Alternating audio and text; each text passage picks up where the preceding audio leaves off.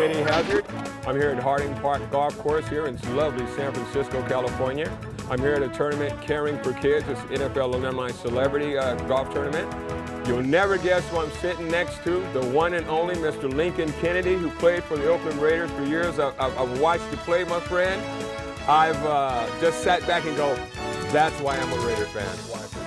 I heard you're a big man on campus. Thank you for having me. I'm still trying to figure out what campus that is. But I heard you're a big man on campus, so well, I'm about that tall. There you go. About that tall. A big man on campus for a campus that small, but I'm right there with you. How you doing, man? Man, I'm doing really good. Lincoln, tell me a little bit about you involved with Caring for Kids organization here.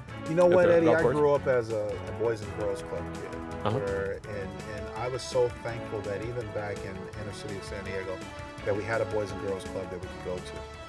Grew up in the inner city. There were a lot of gang violence around me. So you needed a hospitable place where kids felt safe. You didn't hear sounds like that all the time, but that's true in the background. But needed a place like that. And the Boys and Girls Club did a lot for me. Sure. And eventually giving me a hub to when I played sports, I still had some place when sports were out of season or didn't need to get off the streets. So as an adult and even into my professional life, I wanted to do whatever I could to give back to the community. The NFL is such a prestigious organization. It is. Where there's so many people, young and old, who look up and admire.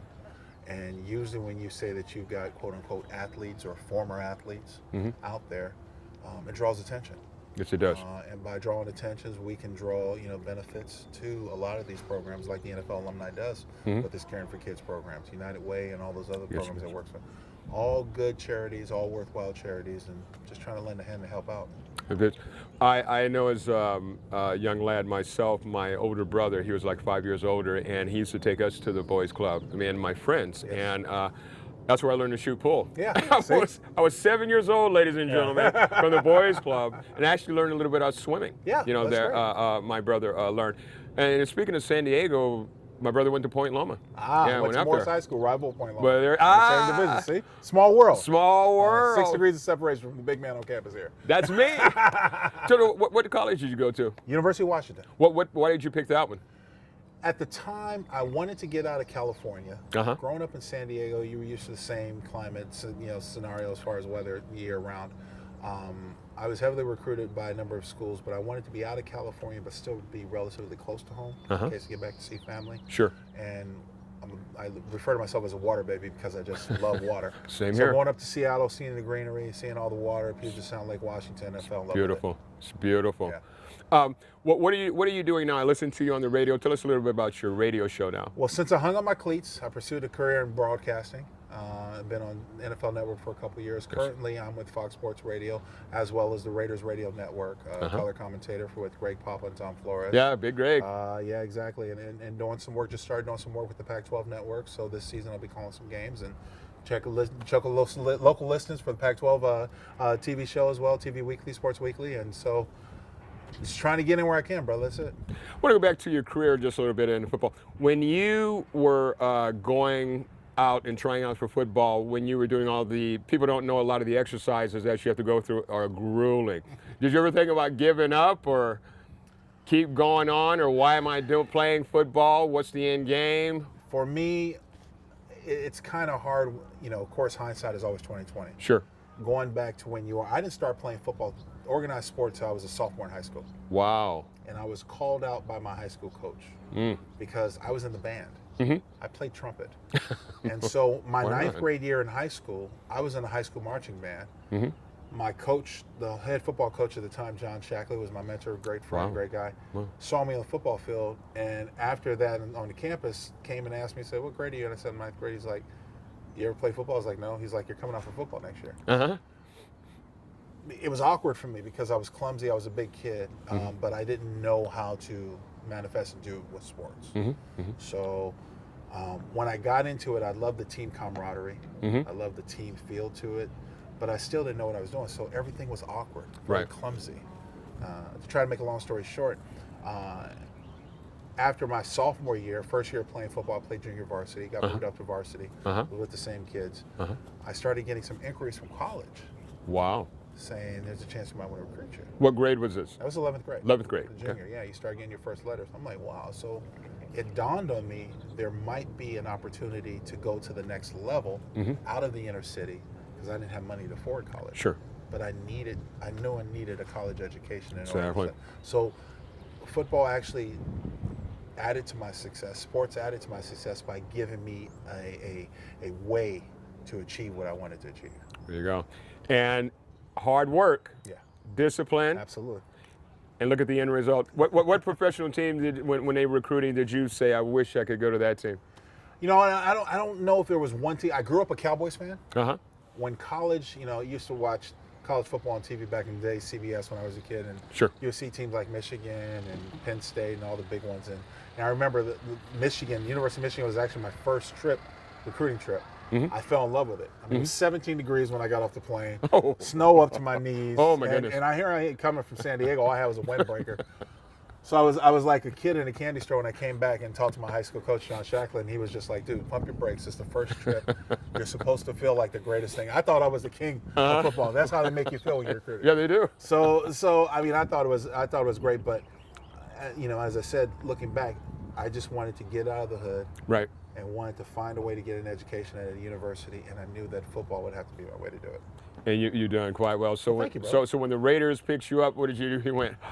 I was surprised. I got drafted 9th overall by the Atlanta Falcons, and I went 3 years down there. And of course, Atlanta, coming from California, the South is a different world. Yes, it is. You know how it is. Yes, exactly. Yes, so I went down to the Atlanta Falcons. Jerry Glanville was the head coach. Jerry Glanville. Yeah, wow. Mr. Popular himself. I didn't like it. I didn't like the football experience, and I thought long and hard that this might not be the career choice for me. Amazing. But then I remember something that the late great Al Davis told me one time. I was in an East-West Shrine game. It was played right here at Stanford Stadium, right here in the Bay Area. And I remember coming up after practice, and I saw Al Davis over on the side in his white jumpsuit with a towel and everything, sucking his teeth. And I remember just like I went up like a little kid, nervous. And Mr. Davis, it's a pleasure to meet you. My name is Lincoln Kennedy. He's like, I know all about you, Lincoln. Yeah, he did. We'd love to pick you, but you won't be around when we get our pick.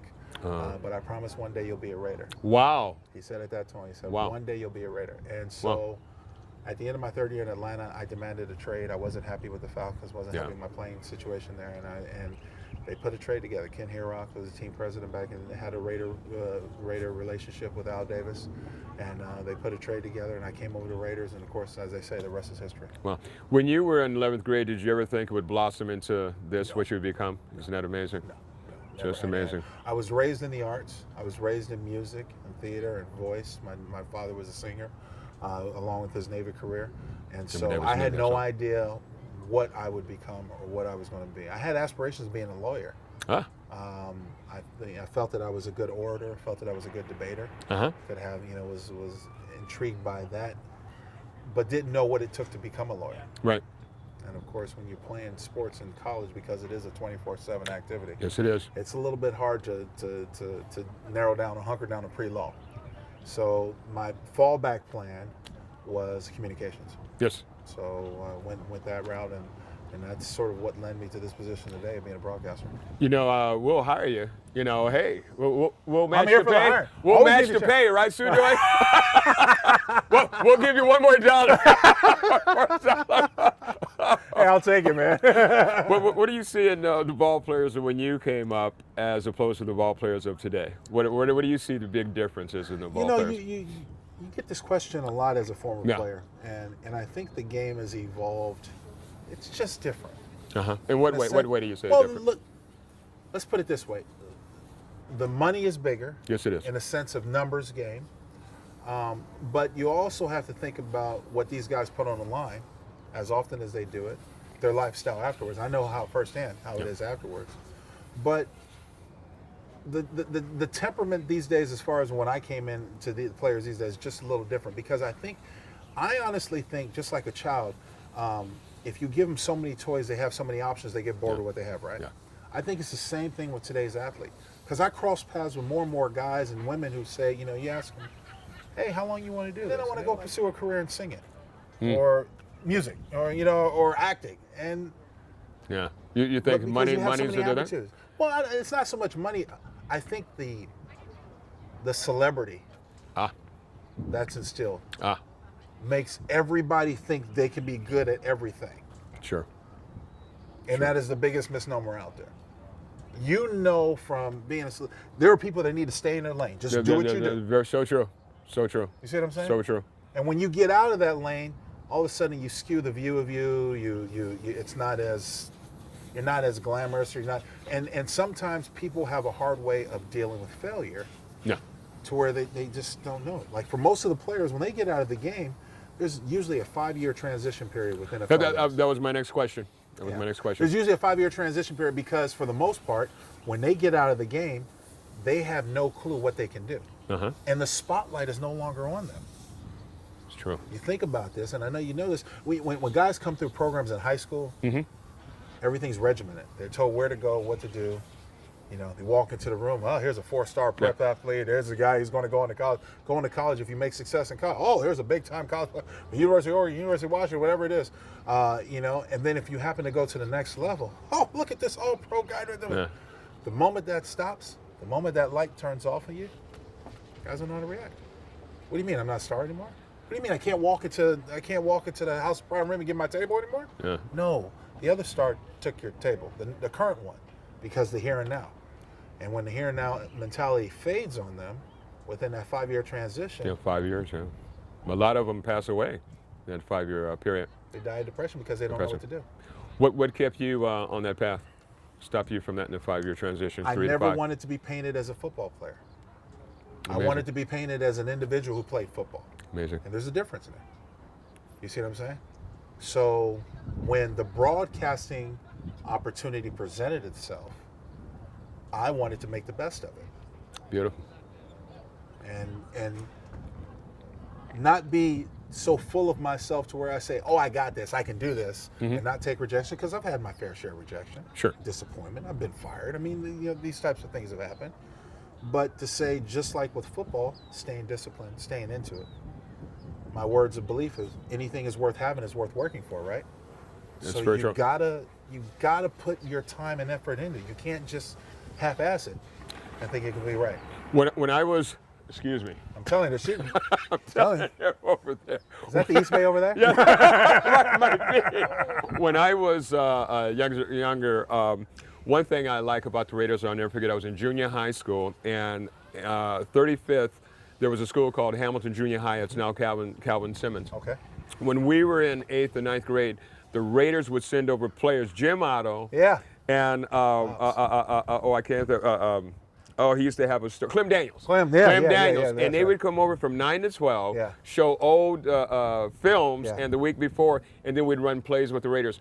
To this day, I still remember that, and because of that, I want to give back to kids too, because of what the Raiders did. So that's and that was back in the late '60s, that's man. the I'm power going and back. prestige You were more accessible to the players than you are now. Very true. Very true. And it's a shame to me because the players are so closed off. Where, even to approach them for a hospital visit or stuff would tell you that. They would sit there and say, well, I'm not into that. I don't want to do that. I can't do that. Those types of things, and that's not what I want. Yeah. What advice would you give to a college kid before we go coming out of college and the pros are approaching him? He's getting letters and stuff coming out of college. What advice would you give to a player? The best piece of advice that I can give to a future NFL player: learn how to say no. When you explain it, it's people are going to try to, what? Learn how to say no. There are things that you can't do. And this resonates through every part of your life, whether it be family, whether it be friends. You have to understand if you are so graced to make it to the professional ranks, right? It's not about getting there. It's about staying there and making a career out of it. Staying healthy. Now your body becomes your biggest investment. Very true. So you have to learn how to say no. You're not going to make that much money for the rest of your life. It just doesn't happen. So there are times where you can't go hang out with your friends. No, I can't do it. I got to work out, or I got to train, or I got to whatever. Smart. There are times where your family's pulling at it. Everybody's your relative. Hey, can you loan me $5,000? Loan me $10,000. Right. Because now a $50 problem when you make it to the National Football League or any professional sports becomes a $5,000 or $15,000 problem. No, I can't do it. Jay-Z, more more importantly, money. there is exactly right. Jay-Z says more money, more problems. The more importantly, the most important factor is that playing any or being a part of any team concept, whether it be corporate or whether it be sports, you have to be selfish in a way to where you know the value of your person and your body and your mind, but you have to be selfless in a way to know the value of being a part of a team. Very good. Very good. I like that. And that team concept requires all accountability. What we do as individuals, the highest level we put ourselves is what our accountability level goes to the team. Very and good. when I played the game as an offensive tackle, I never wanted to let my guys down. You do good. So I never wanted that guy across from me to beat me or my responsibility to get to the ball carrier. That was my main motivation for playing. I watched you so much. And before we go, Lincoln, I would hate to be in front of you going heads up on you. It's inside joke. We're doing pit drills after the show. Lincoln, show me those rings right there, buddy. Got a little hardware. Okay, let's talk about it. Okay. Drop my pen. Let's talk about this one. This is the runner-up. Hold on, let's get in. Kosh, how we doing? That's our camera. Sujoy and Kosh over here. Guys, this is the runner-up prize. This is what you get for being a Super Bowl runner-up. So in 2003, when we lost the John Gruden Bowl. Don't say that. That bastard, that hurt me. That bastard who took my damn Super Bowl ring. This is what we got as a runner-up prize. He knew us like the back of his hands. Yeah, he did. Yeah. So, and this was one of the prime times. We won the Pac-12, Pac-10. That was the Pac-12. We won the Pac-10 3 times in a row when I was at Washington. Oh, amazing. And then we had a national championship within that 3 times. We played Michigan in this national championship game. And this was the national championship ring. So just a little hardware. A little? You could do like this upside somebody's head and they'd be seeing lights, I try man. not to, because see, the thing is going to leave a mark and they're going to be able to find me. No, well, see, look, talk to Eddie. You got to turn it around. I didn't know that. See, that's what it is? Okay, all right, here we go. There we go. Here. Brass knuckles. Look at No. Oh, no, okay. Yeah, I got there you go. Get your attention. There we go. That's right. Lincoln, I'd like to thank you, Caring for Kids. You're a big supporter of children. Thank you, big for this tournament here. I'd like to thank you for the interviews. Anything in closing? I mean, you've been great. You thinking about coaching? No, I don't have the patience for that. See, I would be smacking those guys in. The first moment that entitled young man shows up to me and is like, man, coach, I got this. I know. What? Throw an eraser at the back of the head. You ain't got nothing. You ain't nothing. That's what Magic Johnson said when he was a coach. He was so upset. He got all the cell phones and threw them up against the wall. I can't do it. I can't do it. These kids these days, they got too many distractions, too many options. It has been a pleasure, Lincoln. Pleasure's mine. You know, we're going to do pit drills after this interview. Take off those rings, man. Well, I'm just going to turn him around. You said you want to do pit drills. He wants a piece of me. He's going to get a piece of me, all right? Thank you, brother. Lincoln, it's been a pleasure. This has been Eddie Hazzard here at Harding Park at the tournament Caring for Kids. We'll be back later in the show. Hello, ladies and gentlemen. We're here at the Caring for Kids tournament here at Harding Park Golf Course, and I ran into these 2 lovely ladies. And what's your name? My name is Courtney. That's correct. And your name? My name is Jacqueline. And how many times did I ask you ladies your name? You're good at names, remember? Only one. So, how long have you been with the Raider organization? This is my 4th year with Football's Fabulous Females. Uh-huh. And how long have you been with them? This is my 2nd season with the Oakland Raiderettes. And have you had an excellent time being a Raiderette? I don't even think excellent can encompass what I've experienced. It's been amazing. How about you? It's been amazing. I mean, for 4 years. 4 years? Yeah, it's amazing. So you told me you went to England with the team? London. London? With the team last year when we played. Fun game, international. There's nothing like that. Did you ladies do any shopping at all while you're over there? Maybe a little bit. Maybe a little bit. Now I'm going to ask you, so what do you think about the men from England and men from America? Uh-oh, don't want to say too much. Nothing compares to you. Oh, well, there you go. You ladies will be interviewed for the next 20 years on camera. Well, I really appreciate meeting both you ladies, and when's the next time we can see you both? Hopefully soon. Aren't you coming to some games? I'm coming to the games. I thought maybe you'd be at like some of the openings of some of the shopping centers we have here. Possibly. Well, we definitely would love to see you as much as we possibly can. That'll be after this shoot. You'll be seeing me. Well, these are some of the people you'll see here at this wonderful golf tournament here for Caring for Kids, the NFL alumni that puts on here at Harding Golf Course here. And you ladies have anything else to say? I'm looking. I'm trying not to look too much. Go Raiders. Oh, there you go, Raiders. Win, And baby. these are just win, baby. There'll be more of this later in the show. Hello, we're back here at Harding Park Golf Course today at the tournament Caring for Kids, the NFL Caring for Kids tournament here.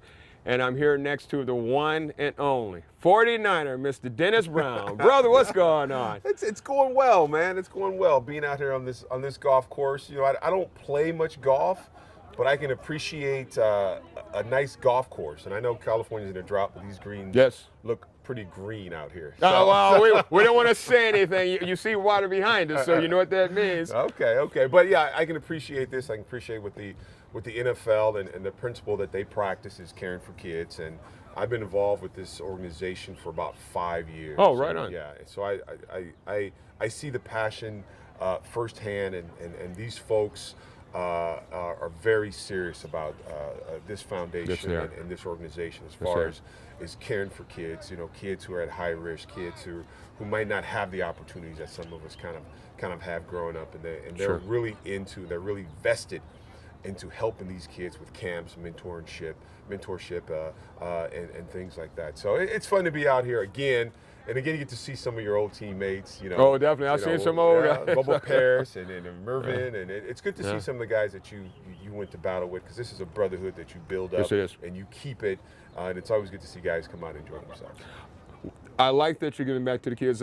Anytime I see a professional athlete that's able to give back or get out with the kids and just be a mentor with them, I'm for that. When I was, like I was telling Lincoln, when I was young, the Raiders used to come out to my junior high school, Hamilton Junior High, and it would show film and then run plays, you know, from 9 on Saturday till 12.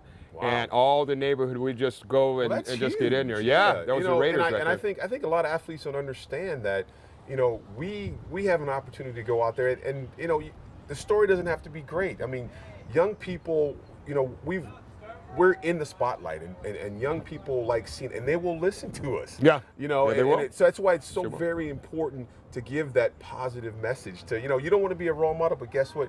You get to be a role model. You know, pretty much. And you have that stage, and you know, we go into the juvenile system here in San Mateo County all the time, and these kids, they've had a rough time. But if you say NFL, former NFL player, or current NFL player, these kids will listen to you. So you have an opportunity to touch these young people in a lot of different ways, a good positive way. So I think, you know, a lot of us athletes have to understand. I mean, like for you, I mean, that was something that you're still talking about it. Yeah. 40 years later. And it's important. It's important for us to understand that we have that stage and we have that opportunity to touch these young people. Clem Daniels, Jim Otto. Jim Otto, what I can still remember. That's who I was in junior high school. Yeah. Speaking of, what was high school for you? Where did you go to high school? So I went to Long Beach, Jordan, which is down in Southern California. Yeah. Oh, yeah. You're familiar. I didn't say Poly, I said Jordan. Everyone knows Long Beach Poly. Yeah, there's Jordan. I know. Yeah, Jordan was a high school, and it was interesting because Poly was like the big school. That was the factory. That's where all the athletes came from. Then it was little old Jordan, about 5 miles away from Poly. But you know, we had some athletes to come out of Jordan, and it was fun to be there. I lived in South Central, but I was kind of bussed out to Long Beach, Lakewood. But I enjoyed, you know, Jordan. You know, I enjoyed it. It was a great experience. I enjoyed playing football. We didn't win many football games. No. But it was fun. It was a good experience, and I enjoyed it very much. But look, you got picked to a college, and from there. Yeah, I mean, it worked out well. It worked out pretty well. You know, I left Jordan and went up to the University of Washington in 1986, and you know, played for 4 years up there, and then got drafted in 1990 in San Francisco 49ers. So, you know, getting out of Los Angeles, you know, people always ask me, why did you leave LA? How come you didn't go to SC or UCLA? And you know, and I always say I don't know why, but my grandmother wanted me to get out of LA, and I didn't. Actually, I had a letter of intent to SC, and I decided, you know, with my grandmother, decided not to honor that and go get out the state of California, go to Washington. It's a good place. And and it was another good experience. It was kind of a culture shock a little bit, because I was used to the inner city of Los Angeles, a little different. Up there, a little slower. You know, it was raining. It was green. It was beautiful green. But it was beautiful. It was a beautiful green. Air. Yes, it is. Beautiful air, and I've learned, you know. I never picked up the game of golf, but I learned how to do a little hunting, a little fishing, you know, something I didn't learn when I was in LA and in inner city. So I think I call myself, I broadened my horizons a little bit. Yeah, you did. University of Washington. So it was a great experience, and I don't miss not going to SC or UCLA, even though UCLA and SC were the powerhouses. Yeah, they were. Then Rose Bowls, Rodney Peete and Troy Aikman was at UCLA. I still had a very, very good, positive experience at University of Washington. Yeah, you were talking about where you went to high school. Well, I have nephews who went to Carson. Yep. Wilmington. Carson Colts. That's it. Yeah. Wilmington. Like that. Yeah. So, a lot of good athletes. The Bannings and the Carsons and of course the Pollys, the Edisons, all those places, good athletes come out of Southern California. My question, well, you're in college, okay? Correct. And the letters from the pros are coming in. Which team did you want to go to? Well, when I was in college, it was about, I had picked University of Washington. Another reason why I picked University of Washington, they were turning out the most defensive linemen at that time in the NFL, and I knew very early in my career that I wanted to be in the National Football League. So I picked a college that was, whatever they were doing there, they were turning out a whole lot of defensive linemen. So I went there, and after about my junior year, and you get to a point that you just want to be in the league. Right. I was a Raider fan. Oh, yes? I lived in LA. LA was there. I was a Rams fan. My father was a big Rams fan. They were in LA. Yeah, they were. And so those were always my teams that I it was kind of taught. That those are teams that I liked. But at that point, I was a 49er fan. I mean, when I got drafted, I can remember I had a picture. What year did you get drafted? 1990. Listen to that, ladies and gentlemen. He still remembers. 1990. You never forget. You never forget your draft. Yeah. Changed my life. But I had a picture of Ronnie Lott in my dorm room. Had a picture of Jerry Rice, in my dorm room. So I was a fan of the NFL, and I just wanted to be in the NFL. So I didn't really I want to go to a certain team. I got very, very lucky. I got picked by the San Francisco 49ers Sure in 1990. Sure did. They're coming off and winning 2 Super Bowls at that time. Yes, indeed. So I was very lucky in that way, and when I got here in the organization, I found out that it was the best organization in the National Football League. So I got super lucky, enjoyed my time.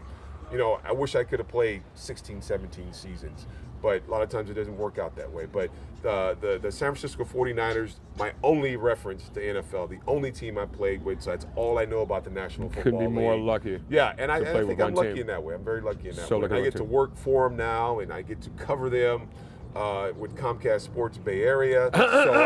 Say that again? So I get to I didn't hear that. I really didn't hear that. Comcast Sports Bay Area. That's all I wanted to hear. That's all I wanted to hear. There we go.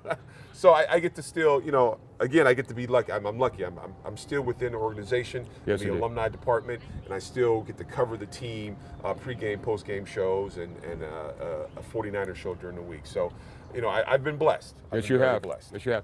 So, working with children and teenagers, what advice would you give to a young man that's saying, I want to be a professional football player, knowing how hard it is, that his chances of getting in are about as good as mine? I would, any kid that walks up to me and says, I'm going to play National Football League, I say, follow it, do it.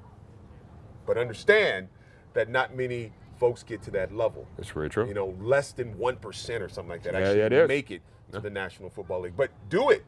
I mean, if that's going to drive you to get in the classroom, to get those grades, to get, to go on to college, and then to stay in college, keep that grade point up, and then hopefully get whatever drives you, point up. Whatever drives you, get there. If that's what's going to drive you, but understand, just because you playing football doesn't mean you play at the next level. Just like high school, just because you play high school football doesn't mean that you're going to play on the college level. So true. All right, so understand that it's tough. But if it drives you, brother, do it. if it drives you, do it. If it keeps you focused, it keeps you positive, follow it. And you have to be disciplined, right? You got to be very disciplined. Did you hear what he said? You have to be disciplined. You have to be disciplined because football is all about discipline. You can't be hanging with your friends, right? Well, you can hang with your friends, but your friends got to be doing the same thing you want to do. Now, if your friends, here's what I was always taught when I was very young. You be around people doing things that you want to do. Right. If you want to be a knucklehead, hang up the knuckleheads. You do knucklehead stuff. If you want to be a professional athlete, you hang around cats who are doing professional athlete stuff. School, in the weight room, film study, working out, getting your body ready for a season. Those are the people you want to be around. So you be around the people you want to be like. So if you want to be positive people. Want to be negative people. It's very easy that way. Well, I'm not going to mention any names. We're going to keep it positive. So what do you think about some of the players in the Bay that are getting into issues and troubles right now. It's bad decision making. That's all one more it is. time. Listen to That's this. all. You make bad decisions, and you usually make these bad decisions when you got your people around you helping you make bad decisions. You know, my foundation. My father Tell was, us about your foundation. Okay, my personal foundation is church based. Yes. So my father was a preacher, my grandmother was a preacher. So that was where I came from. So when I got out the NFL, I went through a down time. Of course. But when it came down to it, I looked up, I went back to my foundation. I went back to the people that were doing the things I wanted to do, living my support system, which was the church. So my decision making got better because I was around positive decision making. There you go. A lot of people around folks that help them make bad decisions. It comes from a lot of things. You know, sometimes, you know, when you get to a certain age, when you're a grown man, your parents can't say much about what you're doing. But guess what? The guy sitting next to you can tell you a lot about what you're doing. So, you know, it's all about who you're with, who you surround yourself with, and your decision making. It's that simple. I mean, it sounds simple, and, you know, I'm on the alumni board with the 49ers, and it's easy to say to someone that, you know, you need to think, do this, but sometimes it just doesn't happen. You make a bad decision. But now, guess what? Now you've learned from that. What are you going to do from that experience, that negative experience? Are you going to stay in that negative space, or move to a positive space? So, you know, I've learned a few things. You know, I've been in a lot of negative spaces in my life, and I've learned how to get back to the positive space. Well, you use your head. You know, because you don't see your name in the paper. You know, Dennis Brown was driving into Lake Merritt one night, you know. And cats get caught up in all that stuff, and you know, things happen. People talk to him, you think? Or well, you know, not using common sense isn't working? I always think like this. In an NFL locker room or any locker room, here's what anything that happens out in the real world happens in a locker room. Those same things happen. You know, people in corporate America go through the same thing. It's magnified when it's in an NFL locker room, but it's the same thing going on. You know, it's just blown up a little bit more. And guys need to understand that they're under social media now. You are under a microscope now, more than ever. More than ever, you have to understand that people are looking at you and they're waiting for that. You know, but it's like that. I mean, the locker room is the same thing as the rest of the world. The same things are happening. People are getting in trouble, making bad decisions in the world. It's just more magnified in the locker room.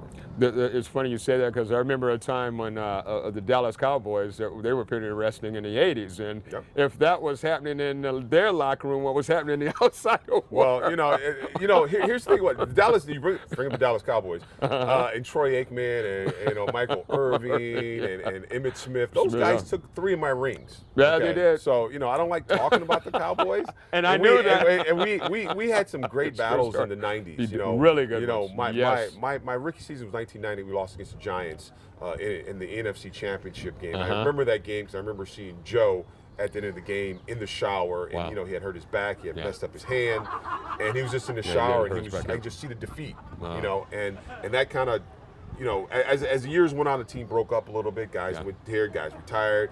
Joe moved on, Ronnie moved on, Roger moved on. But 94, you know, I always felt those years we owed those guys something, you know, who built that dynasty. You know, you can't use dynasty. You know, they talk about dynasty.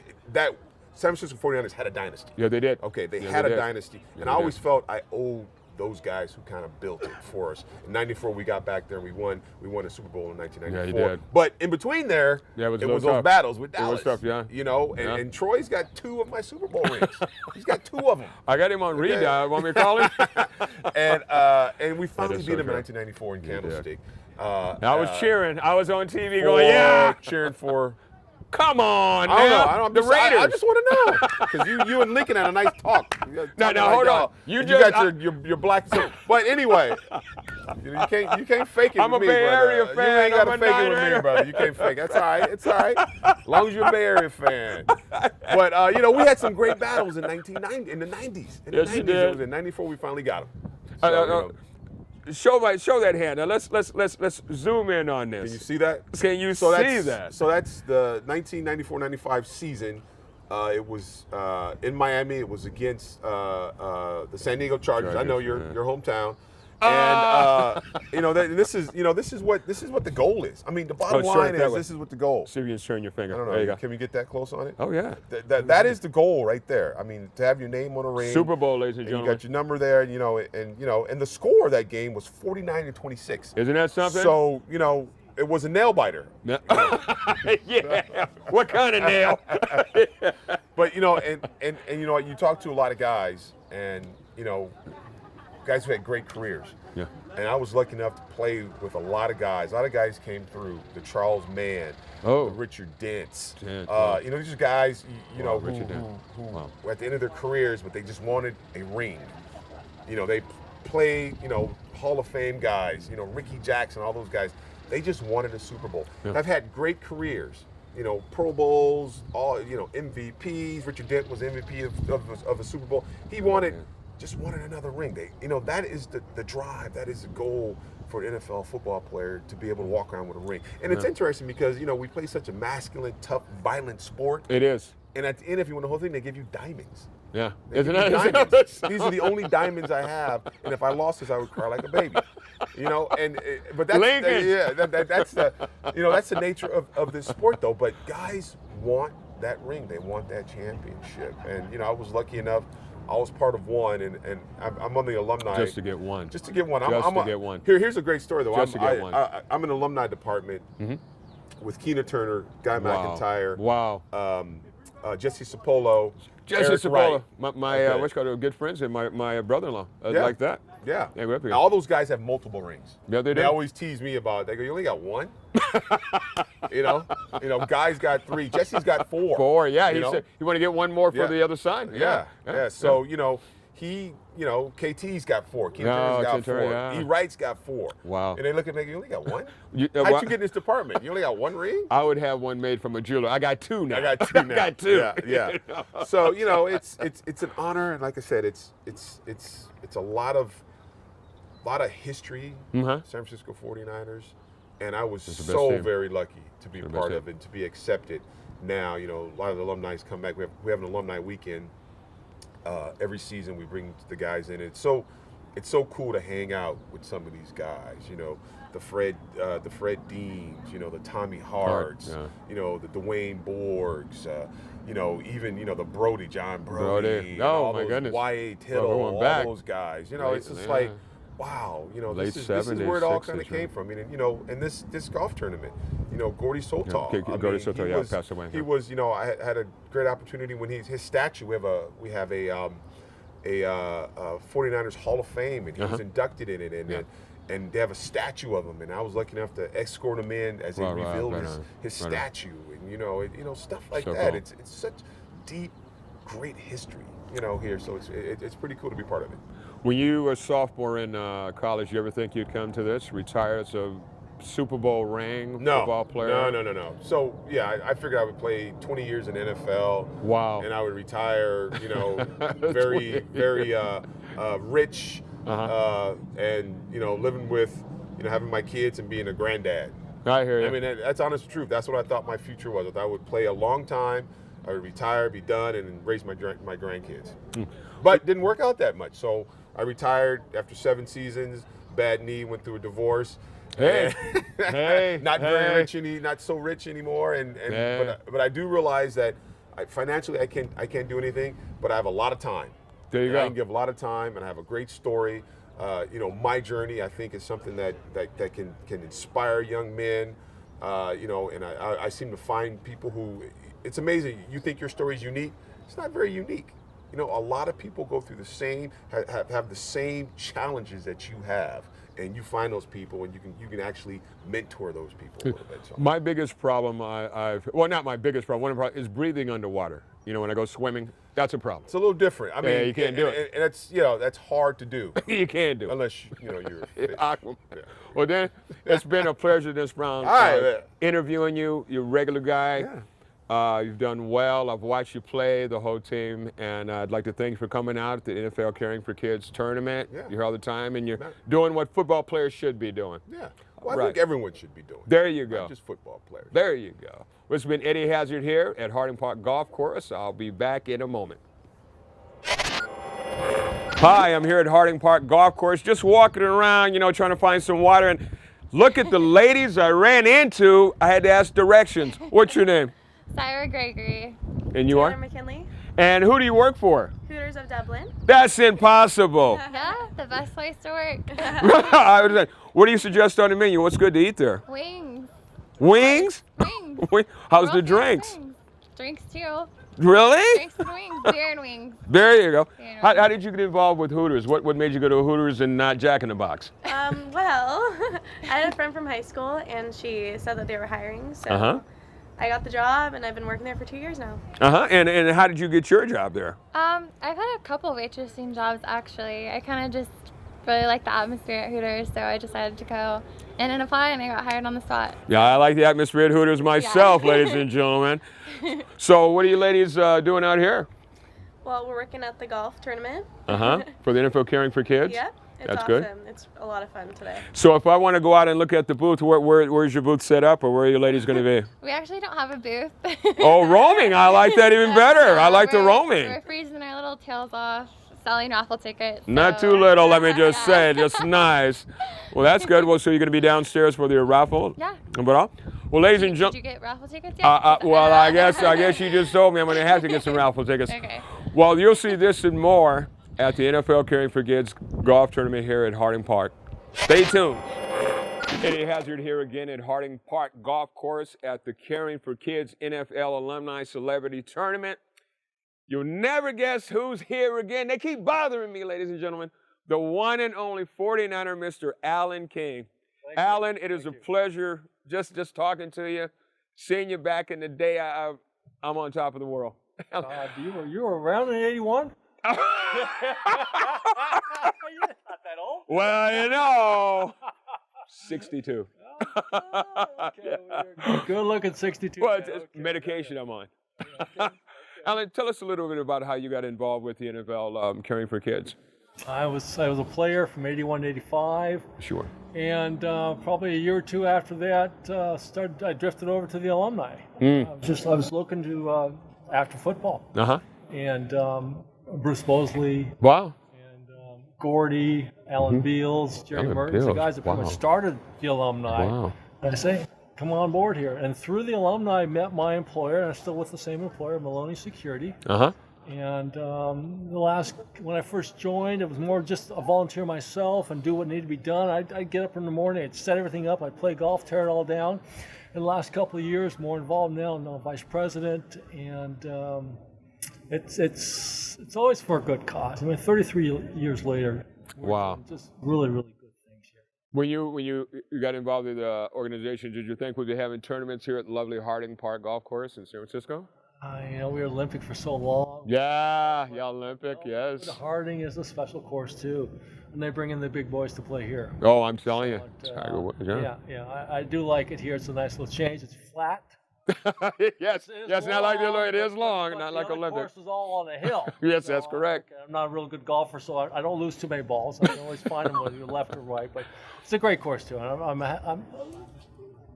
I'm happy that they allow us to come here, and I always say thank you, and they do a great job. Yeah, it's excellent. When I see a pro baller giving back to kids, because like I told Lincoln when I was a young man at junior high, the Raiders had come out and bring Jim Otto, Clem Daniels, and they had like a little clinic for from 9 to 12 on Saturdays. And I'm still talking about it, like Lincoln said. And when somebody like yourself can come out and get the other players involved, it's only positive for the young kids. Well, I grew up in Southern California and obviously grew up with the Rams. Yeah, I was a Ram. I moved up here in '81 when I joined the team, and through other tournaments around the country, got to meet Roman Gabriel and all the guys that I grew up watching. Wow. And so that was a nice experience. And through probably 4 or 5 years, we would go out and meet every year. And since then, they kind of moved on, what have you. But being part of this and going out to enjoy other events in that, and just be asked to come along, to set up anything and play and meet their people. That was a nice treat.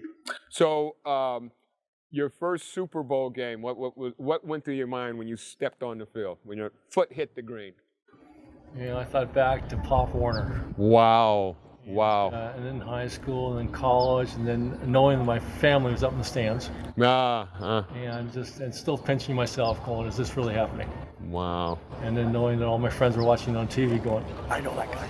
I was watching. I know that guy. So yeah, it was pretty special. And all the veterans were saying, enjoy the moment, it may never happen again. And it did. And fortunately, 4 years later, we're back here at Stanford. That's correct. And then it was. That was a tough game. That was a great team. 81 was the surprise team. Yeah. Great players there, but the 84 team was just stacked. Yeah, that was a good game. Dominant team. That was a good game. What do you say to kids who are coming up that want to get into the NFL? Oh, God, I say get an education. Say that again. Say that again. Yeah. Because not even 1% will make it from one level to the next. And you're fortunate enough to get a scholarship to college, get an education. There you go. Get an education if you can. I mean, they're paying you. They're paying for this, so do that. You move on from there, and good. Enjoy that moment. And if you can play a couple of years or 10, 15 years, then that's great. I was fortunate to get 5 years in. 5 years. And after 5 years, the body just said no more. No wear and tear after all those years. But I put the rings on and then bring back memories. I smell cut grass in August, I think, of football and practice. So and then to come out and meet all my alumni that I got a chance to play or watch. And that's what makes it special, coming back every year. And again, it's all for our kids. There you go. Children. There you go. And a lot of them are less fortunate. And even the local programs around here, they're struggling. When I was growing up, the money was everywhere. Yes, it was. Yes, it was. Now they're making the athletes and the families pay for the football program. High school sports program, not enough. I can never imagine that. Band and sports, I had a friend who he only came to school to play sports. That's the honest truth. If they didn't have sport, he came in the fall to play football, wrestled, and ran track. And that's true. He got in, and he used to make B's. A B average. Right. But when sports weren't there, he said he would have never come to school. Yeah, Big Armstrong. It's sad to see a lot of programs fall by the wayside because of that. Because it's just short on money, and we can't support a whole program, but we can give what we give. There you go. Other people hear that and say, okay, the NFL alumni support that program, and other people get involved and do the same thing. We hope. And there's so much corporate money around here. It's just trying to get them focused on that. Yeah. Alan, is there anything in closing you'd like to say? We're always looking for support. Okay. And we do have a website. And tell us about the website there. I wish I knew the website. That's not a problem. That's okay. We'll give it to them later on. Okay, we can put that on there later. Donations are always welcome. Okay. If you can't donate, associate members, we love them to come out and help. If you're looking for something to do. Okay. Volunteer. Come out and play golf. We have a clay shoot in September on the 11th down in San Jose, and Gary Weaver is our chairman there. I have a friend who clay shoots. I'll definitely tell him. And we have a toy drive, Christmas toy drive we put together. We have Black History. So those are probably our big 4 events, but always have something else. As long as you have the golf tournaments, I'm going to be there. Good. We appreciate your time. Oh, no, not a problem, Alan. It's for everybody and getting the word out. It's been a pleasure talking to you, Aunt Kennedy. You say you don't have much to say. Oh, yeah, you got a lot to say. You're not Lincoln Kennedy, though. But can't thank you enough. Watch you play ball, and the Super Bowl game at Stanford was the same. Me and my brother and a friend. We were out there just like that, waiting. Was lucky. Well, this has been Eddie Hazzard here interviewing the one and only Miss Alan King, honorary marshal here for today's tournament, Caring for Kids. Stay tuned for more here at Harding Park in San Francisco,